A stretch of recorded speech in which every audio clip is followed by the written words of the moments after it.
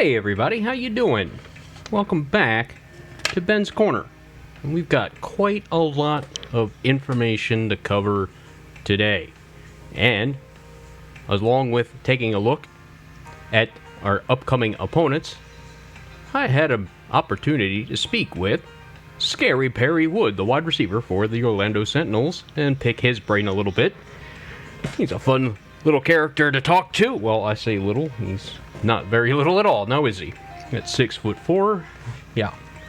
Anyway, so it was a struggle last episode against those New York Giants that looked like they were going to be a cakewalk on paper, but I just had the sneaking suspicion that that was going to be a difficult game, and it certainly was, as Kiefer Byrne, while he did throw for a lot of yards, he also threw for a lot of interceptions. 2 touchdowns and 4 interceptions, so he was on a bit of shaky ground as it was as far as his contract extension for next year. He's going to be in the final year of his rookie deal next year, and it's going to be time to renew his contract, and, well, he is on a winning team. He has been successful, and the contract price is only going up, up, and up. And that puts Coach Hennessy and the Sentinels in an enviable position where they have to decide, do we want to invest franchise quarterback money in Kiefer Byrne? Is the team winning games because of him or in spite of him? And after a performance like last week, you have to think that the defense is bailing this team out, and it's been the legs of Dalton Triplett carrying this team to wins, and not necessarily the play of Kiefer Byrne. He just hasn't been able to step it up. Now, it's interesting to say because he's on the verge of having a 4,000-yard passing season. And Coach Hennessy, I know, has to be thinking, well, let's just get into the news. So, starting things off, you can see we have a weekly award winner.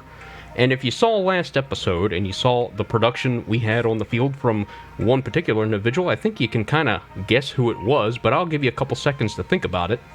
And you haven't watched last game, go back and check it out real quick so I don't have a spoiler here for you. But 5, 4, 3, 2, 1, let's take a look. And your AFC Defensive Player of the Week is Kent Kendall with 6 tackles, 4 sacks, and a forced fumble. He is just coming out of nowhere. A couple games ago, he had 3 sacks in a game, then was quiet for a while, and all of a sudden, 4 sacks out of nowhere. So congratulations to Kent Kendall, who's really come on lately as a pass-rushing force. He's now got 7.5 sacks on the season and leads this team.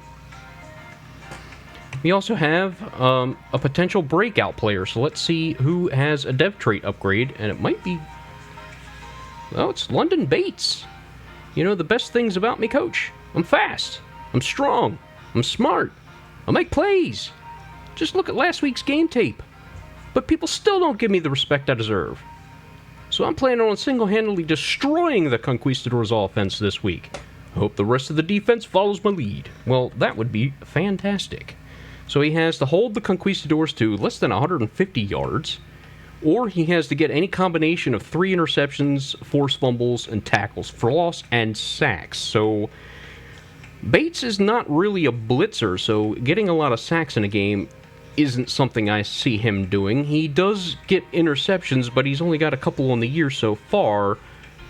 And as far as tackling in the backfield, well, that just hasn't been happening this year, so we'll just have to see how that goes. That's a tall order. And he has fallen off a little bit, but I say that, looking at his numbers, he's still having a tremendous season, but he was so good last year that it's kind of hard to live up to that expectation. Our offensive coordinator wants to discuss our next opponent. Or is that defensive coordinator? It looks like defensive coordinators. Let's see what they have to say. Hey, Coach, what's the game plan for Tobias Underwood? The guy is an absolute home run hitter. We don't lock down our gaps. He's liable to score from anywhere on the field. How do you want to handle him? We're going to try to slow him down. I don't think we can neutralize any running attack. This team just isn't built that way. We'll manage him as well as we can. I don't think we have to be able to shut him down completely, but I don't think we have to. If we can just slow him down, I think we can pull out the win. Yeah, I like that approach. We don't have to stop him. We just have to contain him. Let's do it. Rum and Coke. Do it. I don't condone alcohol drinking. That's part of a movie. The remake of Starsky and Hutch. Beat the Mexico City Conquistadors. Hold them to 1 or fewer rushing touchdowns. Well, we're going to take a look at them and find out how easy that will be. Got some free agents to take a look at. I've already done that in previous episodes, so we won't cover that. Scout, I'll do that real quick. There's very few players left to scout in this draft class that's above the 3rd round. Got all the corners covered. Nope, don't want to do outside linebacker past 3rd round. Let's do these linebackers. We've got a 3rd round talent. Good. And a 5th round talent that's got a 3rd round projection. So, not really. Talent doesn't live up to hype, apparently. And I think let's just take a look and make sure I'm not forgetting anybody else, but I don't generally, without having the combine, and I've been through this a couple times, go past the 3rd grade on any, or 3rd round, go past the 3rd grade. I passed the 3rd grade a long time ago. I won't tell you how long ago, but it was a while ago. Past the 3rd round in talent until I have combine grades because of something I'll tell you as I get into a scouting episode. I'm going to just hold off on these offensive linemen. There's no point in spending any more points. I only got 12 anyway. So that's that. I have some targets in the draft in mind for sure. We got training to do. But the other big news is Chris Bradley is finally fully returned and able to come back and play for this offense. And he's going to take over the number 1 spot. Not because he's a true number 1 receiver, but he's got the game-breaking speed that we need. Especially against this defense, I think it's going to be important, and we'll see why when I look over their roster. So Chris Bradley with his 94 speed, 96 acceleration, 93 agility, not the best hands in the world. He's going to take over number 1. Perry Wood will stay in the number 2. Donnell White will be the number 3, but that's a bit deceptive because we're also going to slide Perry Wood into the slot. So when he goes into the slot, that makes Donnell White the number 2, and I think that's perfectly fine for him. I could perhaps put Donnell White as number 1 and Bradley as the number 2, but on those deep fly routes, I want Bradley running those and not Donnell White. I want a chance for somebody to really get open deep so that, Kiefer Burns going to have to really overthrow the receiver to not make a connection there. So that's what's going on there. We'll do some weekly training. I think I want to do offensive line and defensive line today. This upcoming opponent has some interesting talent dispersion. If you thought the Giants had some interesting spread for their talent, wait till you see what this team has in store for us. It's going to be interesting. So let's see who's all going to get upgrades for the final week. We have Artavius Baber, who got his dev breakout last episode. He did accomplish his mission. In limited playing time, he has been making the most of his opportunities, making some impact plays for us. Now, this is technically a power rushing spot. He's definitely not a pass rusher, and upgrading him in those areas really isn't going to do us any good. If I'm going to have him on the field, he needs to be able to cover passes, and that's not something he's so good at right now. He's got decent enough speed. He tackles well already. So I'm going to say let's go and try to get him some pass coverage upgrades. And that's not too far off his main trait. So he gets 3 skills here, coverage skills. And we're going to just keep hitting those coverage skills. That's where he needs the most help. Awareness and zone coverage. We're just going to go coverage again. There we go. 2 awareness, man coverage, recognition, zone coverage. So let's take a look at him now. So that gets his zone coverage. It was a 59 up to 63. His man coverage was already low to begin with. It's up to a 54 now. And let's see, where is awareness? It's up to 70, so he's getting better. I was thinking about this outside linebacker spot in the draft, but now that he's emerged as a star dev, I might have to reconsider. Kent Kendall, with his amazing game last week, gets 2 upgrade points, and he is really tearing things up as a pass rusher. He's already got a good speed rusher. Should we go with that? Let's take a look at his ratings. He's got 74 block shed. Power moves are only 66. I was considering maybe making him hybrid power finesse, but I think we should just go with finesse since that's working for him for now. I know that's not what the archetype style for the defense is, but let's just get him being perfect at what he already does. So there's +2 finesse moves, +2 recognition, +1 tackle, +1 awareness. Let's just keep it up. More awareness, +2 finesse moves again. So now his finesse moves are up to 86. So I'd say if I can get those to 90, I'll keep them there. We'll try to go with power moves and maybe get him some block shedding to help along with that. But he's been just lights out the last few weeks. Houston Madsen, the rookie, gets an upgrade. We'll go speed rusher for him.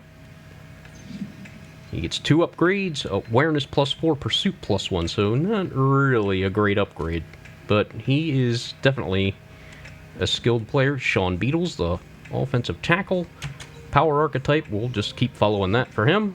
5 upgrades, awareness, lead block, pass block +2, pass block power +1, and run blocking +1. So, pass blocking is definitely something he needs to work on. Denario Blanton, the emerging right outside linebacker. He was the co-middle linebacker last year in the 3-4, but they switched to a 3-4 this year, or 4-3 rather. And he is now the right outside linebacker, so he gets more coverage skills, which he's already pretty good at. 75 zone coverage now. Milton Katz, the center, gets an upgrade finally. We'll go power for him. He gets 3 upgrades. Pass block power, run block, and run block power. He's an outstanding run blocker already, a little bit deficient in the pass blocking technique so far. Silas Hatcher, the backup defensive end. 3 upgrades for him. Awareness, finesse moves, and tackle. So he's up to 80 in finesse moves. Shaquem Wagner, backup offensive lineman. May assume a larger role in the future. We'll have to see how he develops. Gets a run block upgrade. It's up to 78, 81 pass blocking, so maybe left guard, left tackle is in his future. Parrish McCarthy has been stepping up lately. We'll just keep him with deep threat. He gets 4 upgrades. Catching traffic, catching, deep route +2, and release +1. So I'd like to see that catching get up. And just an overall pretty well-balanced receiver, and maybe that's why he's been performing so well for us lately. So there's all of that. Interesting news. The Conquistadors lost their last game, so there is no way for them to tie us and for the best record in football. And that makes this information even... What's going on here? Bear with me here. That's not what I want. I want standings. Thank you very much. Let's go to the standings in the NFL. The Sentinels are the best team in the NFL at 12-3, and nobody can catch them. 10-4 and 1 Panthers cannot. So even if we lose, 10-4 can't catch us. 9-4 certainly can't catch us. And at 10-5, the Conquistadors can't do it. So this game, near as much, makes no difference. We've already accomplished the goal of getting home field advantage for the playoffs. We'll get a first-round bye. And like I said, home field advantage. This team has been gold on the road, or golden at home, and had all 3 of their losses on the road this year. So with that in mind, Shaq Hennessy has to wonder who should start this game. Should I bench my starters? What kind of message would that send to Kiefer Byrne, who had a rough game last week? And if you bench him now, he's not going to think, hey, just give him a rest, don't want him to get injured. He's going to say, oh, you don't have full confidence in me. So you can't risk that. But there are some players that might be worth taking a look at, giving some rest. And we'll take a look at the numbers to see who might be up for some big seasons and who might take a rest. So Kiefer Byrne It was about 260 yards away from having a 4,000-yard passing season. That might normally sound pretty good with 73% completion percentage, but the 13 touchdowns and 11 interceptions are certainly not what you're looking for in a franchise quarterback. He just doesn't score the football, and he turns it over, and then there's the sack issues. But you can see, he started things off 22 touchdowns, 16 interceptions, not great. 64% completion percentage. The yardage went down the following year. The touchdown to interception ratio got a little better. The completion percentage improved. And then this year, it says best rating ever at 93.0, which is still pretty low in this league. He's on the verge of having the most passing, well, he already has the most passing yards of his entire career in a single season, but 13 touchdowns is his lowest production, and those 11 interceptions are just terrible. And the completion percentage is way up. So is this a guy you can build around? Who knows? I'd say at this point, unbiasedly, no. But I think you'll let him start this week, see how the game goes. If he has a good game, just let him roll. If he struggles a bit, maybe you can pull it off out at halftime. Let Kerry Kaplan get his final game because he's probably not going to be in the league much longer. Dalton Triplett has had a tremendous workload this season. He's by far and away the leading rusher. I don't think the next running back is going to run for 300 yards and take over his spot for the number one rushing mark in the league. He's got 310 carries on the season. That's not his most, but you see he had 354 last year, so his workload has really climbed the last couple years.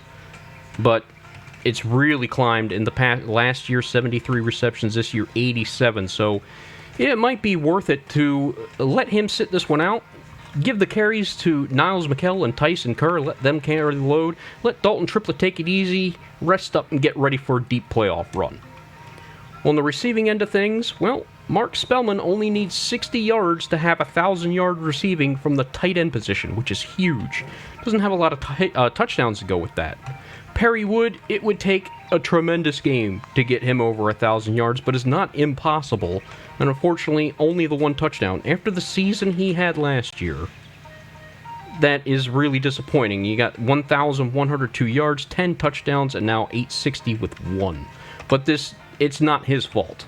There's been the emergence of Donnell White, who's had a really nice breakout season, working his way up the progression of the depth chart and now entrenched as a starter. He's put up nearly 700 yards and 3 touchdowns. He's making some crucial catches.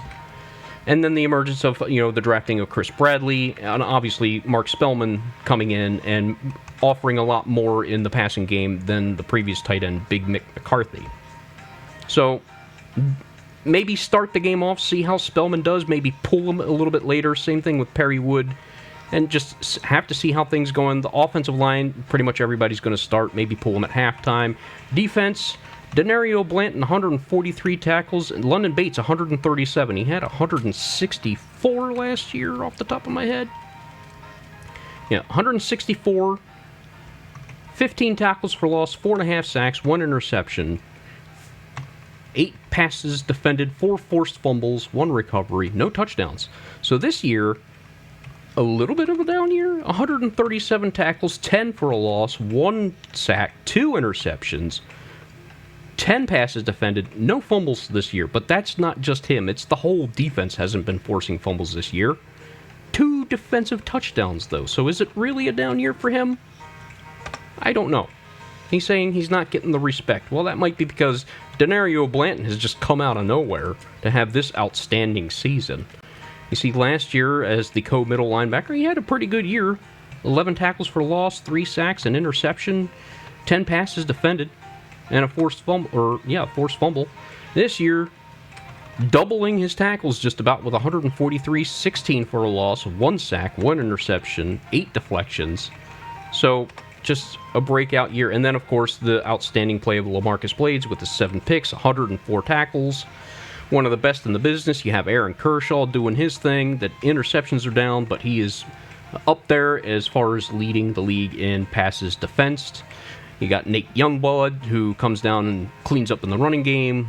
Rookie Marquis Wyrick making a real strong case for himself. It would be interesting to see what he would have done if he had not missed 4 games. Zaire Witherspoon playing strong from the slot. Vernon Hunt with his 7 sacks. Houston Madsen with 9. I was incorrect earlier when I said Kent Kendall led the team with 7.5. I forgot. Madsen has 9. Bates has 6. Artavius Baber with 2. McKnight with 1. Stringer, Cleveland with 1.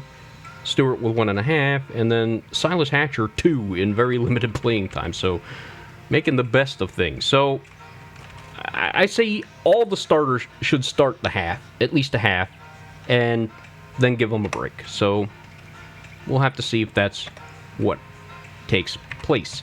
Now, we'll go ahead and take a look at the Conquistadors. I said they have some very interesting talent, and this could be a really awkward game. I don't really know how to explain it, but we'll just go ahead and take a look at them, and you'll see how their talent lines up. While I do that, I'll go ahead and play the interview that we have with Perry Wood. I got him to stop by the studio earlier before I started recording this, so let's take it away as we take a look at the Conquistadors roster. Joining me in the studio today is none other from somewhere in New York City via teleconference is Perry Wood. Welcome to the show, Perry. Hey, what are you doing? I'm glad to be A here. lot of messages on the chats have been talking about your recent nickname change. In Season 1, when you were making all those leaping catches over defenders, you got the name of Redwood. Perry Redwood. And now, this season, people seem to be calling you Scary Perry Wood. What do you feel about that? Look, you never give yourself a nickname. I can't help but feel people coming. If Watch started being here, I was no longer the target guy on the team. So how could I be Redwood? Feel me? Scary? Being not really all that scary. Do I look scary to you? Well, maybe if I was an opponent defensive back trying to cover you. I know that's the truth. Some storylines around in the media is your reduced role, or seemingly reduced role, in this offense. Last year you had your breakout season where you went over 1,000 yards and had double-digit touchdowns. Production's down a little bit this year. Is it due to Kiefer Burns struggling? And if so, are you okay with that? I told Coach last year I would do whatever needed to keep this group being going. I like it. I don't care if the stats are the same as last year. The stat I care about is those. And we got Ben. You got 12 on the season so far. That's right. Now answer me this. Is that more than we had last year? Why, yes it is. You won 10 games last year. If my math is correct, 12 is more than 10. So we don't know games, and you want to try to start up the story and keep us struggling? You're 12-3, the best record in the NFL, Cody. The best record in the NFL is struggling, and I'm down for it. So yeah, I'm happy as can be around here. Whoa, now, Scary. Don't go off on me. I'm just asking the questions here. Don't kill the messenger. I'm glad you're happy. Whatever it takes to make you happy. Is there anything else you want to say to the fans out there while you've got the chance? I just want to give a shout out to all the fans out there showing us the love and respect. We're going out there playing hard for you, trying to put them W's together. Now we go off to the playoffs, y'all. We got some unfinished business to get done. Peace out. And there you have it from Scary Perry Wood, an entertaining character to say the least. I had a lot of fun chatting with him off the mic. It's been a great season so far for these Orlando Sentinels, and now let's get back to the scouting report of the upcoming Mexico City Conquistadors. And there you have it, everybody. What'd you think of that? Perry Wood, an interesting character. So we've taken a look at this roster. You can see they have aging veteran superstar Bruce Groom with the Omaha ability. So Peyton Manning-esque, I suppose. Got some speed, will take off and run a few times. Got decent arm strength and some good accuracy numbers. And his backup is a second-year man in Jesse Green, who does not look like he's the heir apparent. So I think they'll probably be looking for a quarterback. This may be this Conquistadors' last hurrah with this current group of talent. Most of the higher-graded people are not that young. The exception is Tobias Underwood, the 25-year-old, 90 overall, speedy running back, 94 speed, 94 acceleration, 96 agility, 87 awareness, 87 carry, but get this, 87 break tackling for a guy that runs like this. 88 elusiveness, spin moves, juke moves at the wazoo. He can catch with the football. He can do it all. This might be a problem for this defense that struggles against the run already. His backup got speed on him too. 92 speed, 89 acceleration, 87 agility. And then Emmanuel Ballard is the rookie third-string running back. At fullback, Tanner White, 31-year-old lead blocker. Not a great run blocker. Does have good lead blocking and impact blocking. Run blocking leaves something to be desired. At the wide receiver position, if you thought Perry Wood was tall, this guy, Cornell Blades, is 6'6", but does not have the speed of Perry Wood. Got 84 hands, good catch in traffic, and decent spec catch, but then you got the polar opposite in B.J. McKinley, who's 5'11", but also not great speed, not great hands. JoJo Dunn, 6'2", got some speed, good catching, and then Brendan Parker with also a good set of hands and decent mobility at 6'1", and bringing up the rear is Freddie Buchanan.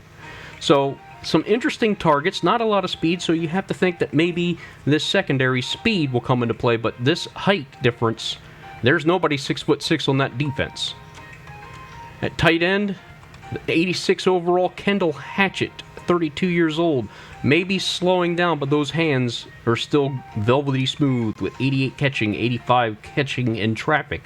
But look at his backup, 24-year-old Pat Ward with 91 catching and good speed. So tight ends give us trouble to begin with, and this team has two excellent options as receiver if they go twin tight end set.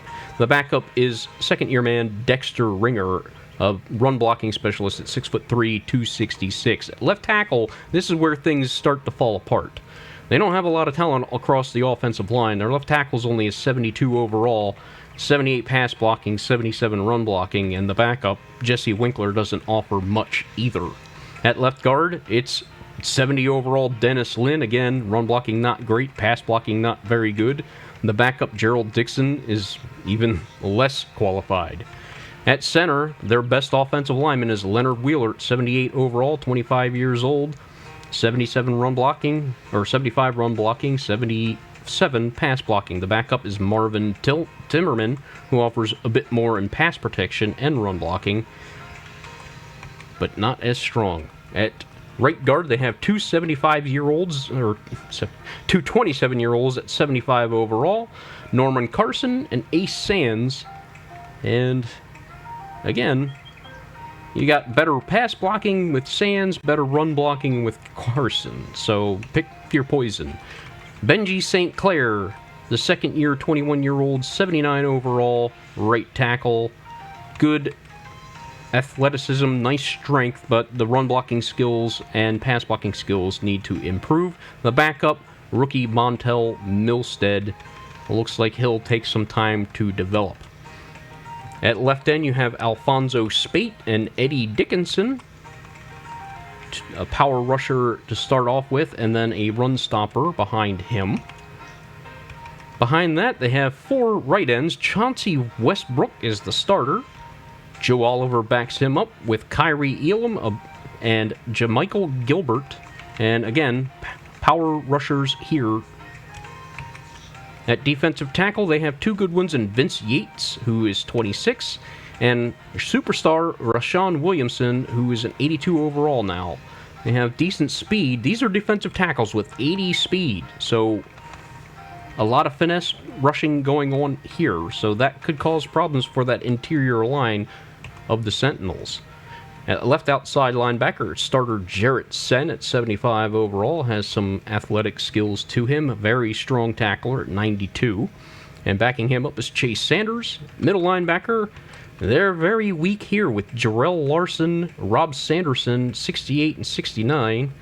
Tim Fletcher at 60, and Mario Patterson, the rookie, at 59 overall. Now, there is some athleticism here.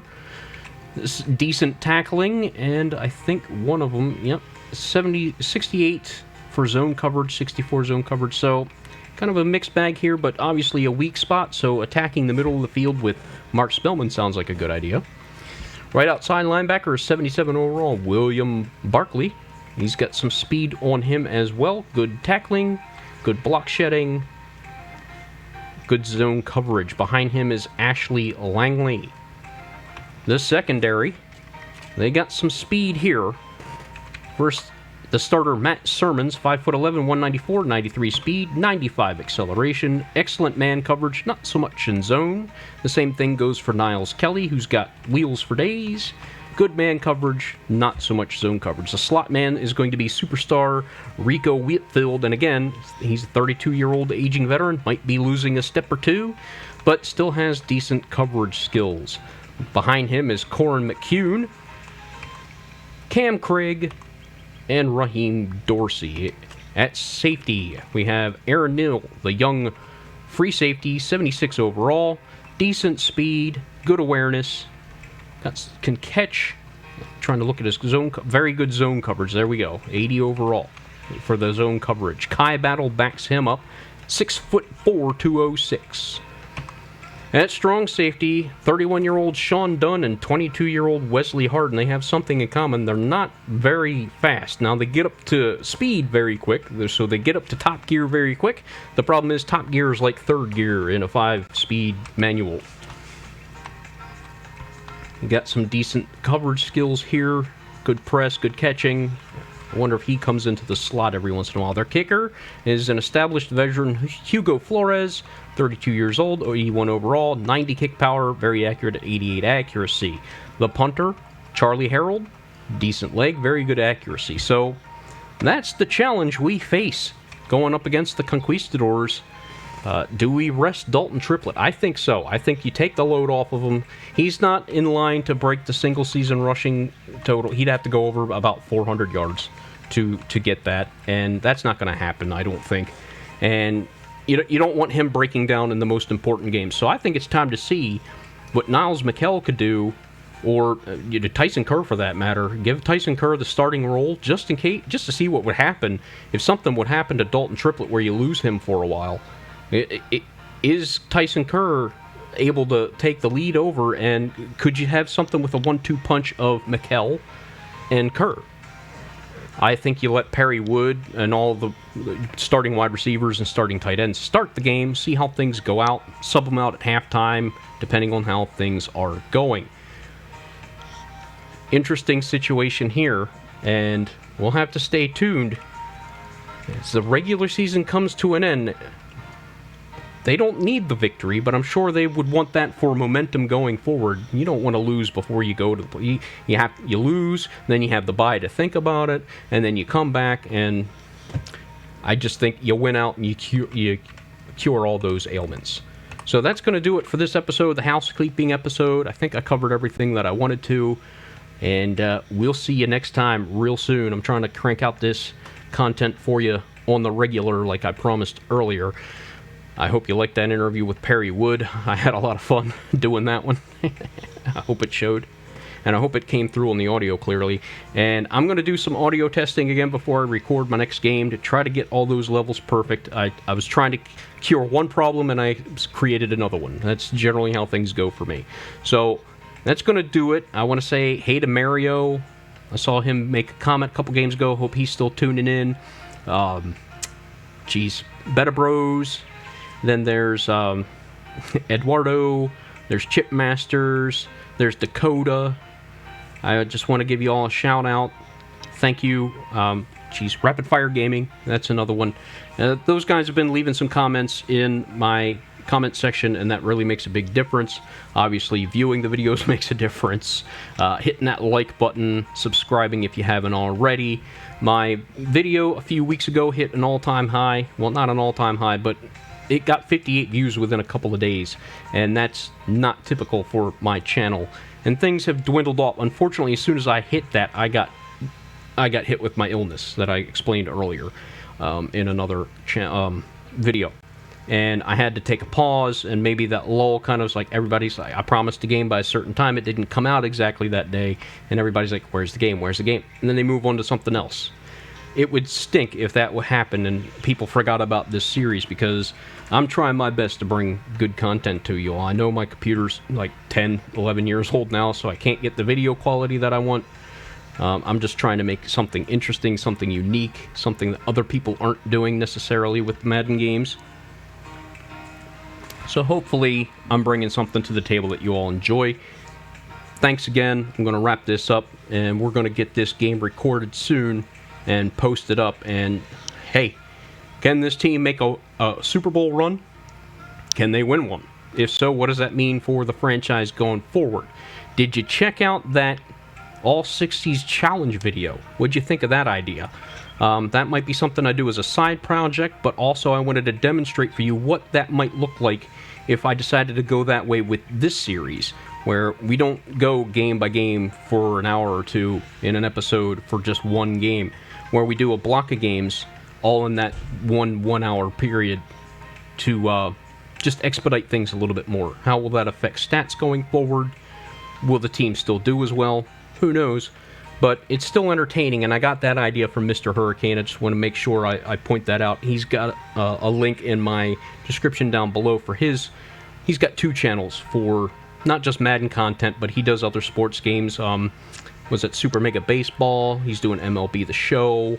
But just outstanding content for Madden, I think since like Madden 17, maybe earlier. All the way up to currently Madden 22. Now, he's tweaking some things for Madden 22 because he's had some difficulties with the game, which a lot of content creators are. Hopefully, EA gets that all settled so people can get their content going with a working game and the brand new scouting that they promised.